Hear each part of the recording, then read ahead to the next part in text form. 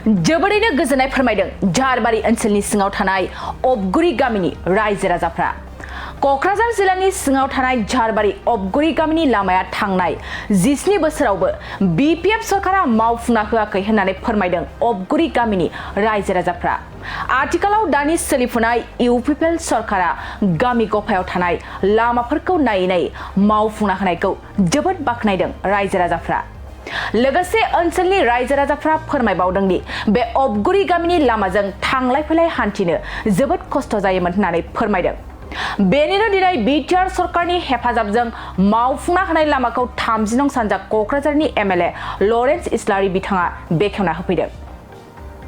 गोजोननाय मोन्दों गोदान सरकारखौ बरायनाय थाग्रोबाय सिगाङावनो अबगुरिनि सिगांथ' बे लामाया गाज्रियानोमोन लामाया बिराद खस्थ'जों जोङो सोलिबाय थादों।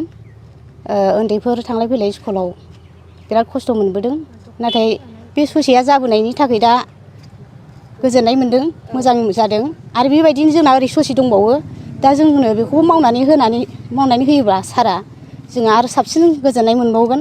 फैगोन इलेक्सनफोराव जोंनि रायजो राजाफ्रा दोलै नोगोरै भटखौ होनानै होगोन बेखौ जोङो मिजिं थिनानै। दरबेसे गामि दं?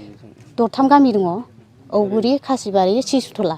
सिगां समाव माबायदि हालोदाव दंमोन बे लामाया? सिगांथ' बिराद खस्थ'। थांनाय फैनाय माइरं रोगानाय मानाय साइकेल नारनाय ओरै बेयावनि दालाङाबो गाज्रिमोन। ओरैनो जुग्रा जन्थाफोर जाब्लाबो सियावसो खानानै बाननानै सांगिनानै लाबोनांगौ जायोमोन।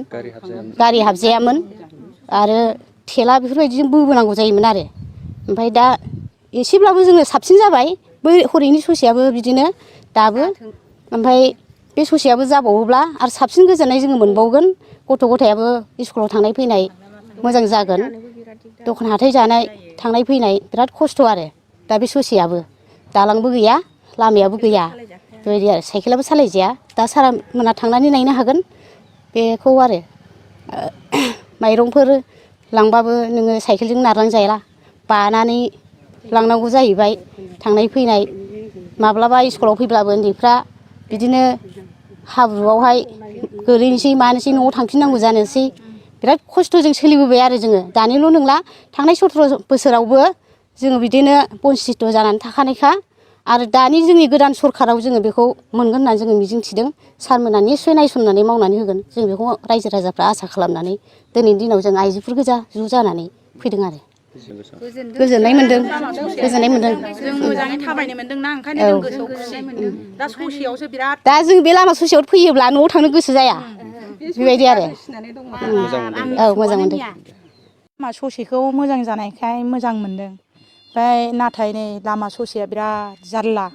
माने स्कुलाव थांनाय बाजाराव थांनाय बिराद खस्थ'यै सोलियो। लोमजानाय साजानाय आरो डिलिभारि लांनायावबो बिराद खस्थ'।